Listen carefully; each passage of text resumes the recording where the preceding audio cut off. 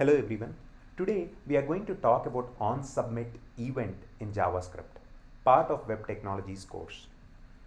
The onsubmit event in JavaScript is triggered when a form is submitted, either by the user clicking on the submit button or by pressing the enter key. This event can be used to perform actions such as validating form input, updating the content of a page, or sending the data to a server.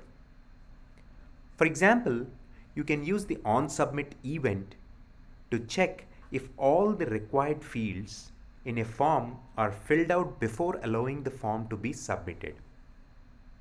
In this example, the onSubmit event is attached to the form element with the ID myForm using the onSubmit property.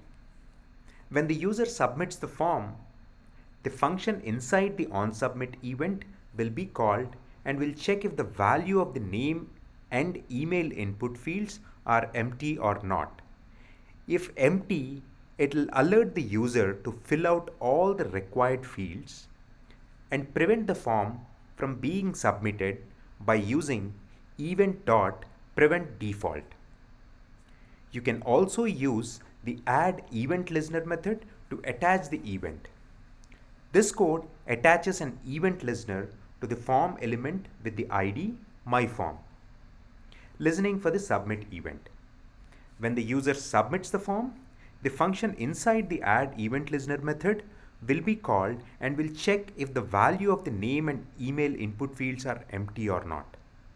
If empty, it will alert the user to fill out all the required fields and prevent the form from being submitted by using event.preventDefault.